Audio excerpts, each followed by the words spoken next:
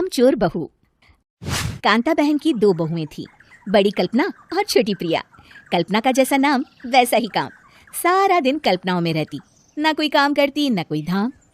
अरे कल्पना बहू, जरा अच्छी सी चटनी पीस दे, आज कुछ मजेदार खाने का मन है। पेट में जलन हो जाएगी माँ जी बुढ़ापे में, और वैसे भी मेरा काम करने का वक्त शाम का है, अब प्रिया को ही बोल दो।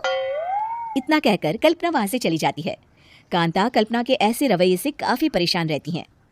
मैं बना देती हूँ माँ चटनी, ऐसा बोलकर प्रिया माँ को चटनी बनाकर प्लेट में खाने को देती है कि तभी वहाँ कल्पना आ जाती है। अरे वाह चटनी, जरा चख कर तो देखूं, बड़े दिन हो गए।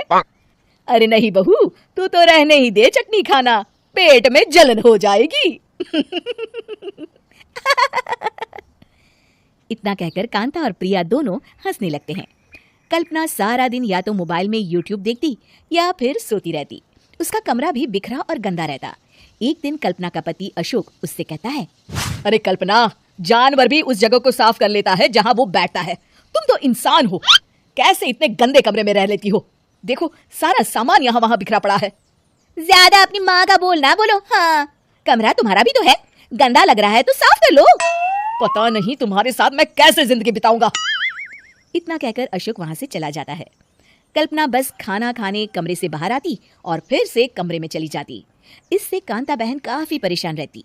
एक दिन प्रिया कांता से कहती है, माँ, मैं सारा दिन काम करके थक जाती हूँ, आप कल्पना दीदी से कहिए ना कि सुबह और शाम का काम बांट ले, मैं तो अब सिर्फ एक वक्त का ही काम करूंगी। हाँ। अरे तू वो भी ना करना, एक बहू तो कामचोर थी ही, दूसरी भी आ गई काम ना करने के बहाने लेकर। तभी वहाँ प्रिया का पति रमेश आ जाता है। माँ, मैं देख रहा हूँ भाभी कोई काम नहीं करती, प्रिया सारा दिन घर और रसोई का काम करती है, अब कुछ करो ना माँ। कांता मन में कुछ सोचती है और कल्पना के पास जाती है। कल्पना फोन पर मेकअप करना देख रही होती है। कल्पना, तुम सारा दिन बस मोबाइल देखती हो, घर का कोई काम भी कर लिया करो। प्रिया सारा दिन काम करके थक जाती है, आज से मैंने फैसला किया है, एक वक्त का काम तुम करोगी, सुबह का खाना तुम बनाओगी और रात का प्रिया। आप लोगों ने काम को हवा बना रखा है। अरे पता नहीं थोड़ा सा ज्यादा काम करने में आप लोग घबरा क्यों जाते हैं। और हाँ, बहुत ज्यादा प्रिया की तारीफ मत करिए मेरे सामने, बड़ी बहू तो मैं ही रहूंगी। मैं कुछ नहीं जानती, कल सुबह मुझे वक्त से खाना चाहिए, रसोई में आ जाना, वरना कल से तुझे खाना नहीं मिलेगा। अगली सुबह कल्पना रसोई में नहीं आती है। वो देर से सोकर उठती है और बाहर आकर कहती है, अरे भूख लगी है, आज खाने में क्या है? इतनी देर हो गई, आज किसी ने मुझे उठाया भी नहीं, पता नहीं कहाँ है सब। कल्पना को घर में कोई नहीं दिखता। वो रसोई की तरफ जाती है जहाँ बड़ा सा ताला लगा होता है। अरे रसोई में ताला! ओ, मैं तो भूल ही गई थी, माँ ने आज से सुबह का खाना मुझे बनाने को कहा था। हे भगवान, इतने लोगों का खाना बनाना क्या आसान है?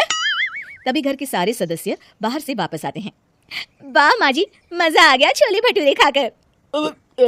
मेरे मुंह में तो अभी भी स्वाद आ रहा है। अरे कल्पना, तेरे भरोसे रहते तो हम तो भूखे ही रह जाते। कल्पना को बहुत गुस्सा आ जाता है। अब बहुत हो गया, आज से मैं अपनी रसोई अलग कर रही हूँ, मैं अपना खाना खुद बना लिया करूंगी। कल्पना अपनी रसोई अलग कर लेती है, पर आए दिन उसका देर से उठना और काम न करने की आदत से वो भूखी ही रह जाती थी।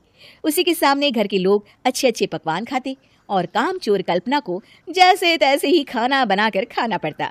पर एक दिन तो हद ही हो गई। माँ, दीदी आज सुबह से कमरे से बाहर नहीं निकली, हमें जाकर देखना चाहिए। सो रही होगी कामचोर कहीं की, और तुम कहती हो तो चलो देख लेते हैं उसे। कल्पना कमरे में पेट पकड़कर बैठी होती है। हाय मेरा दर्द, पेट दर्द के मारे मर रही हूँ मैं।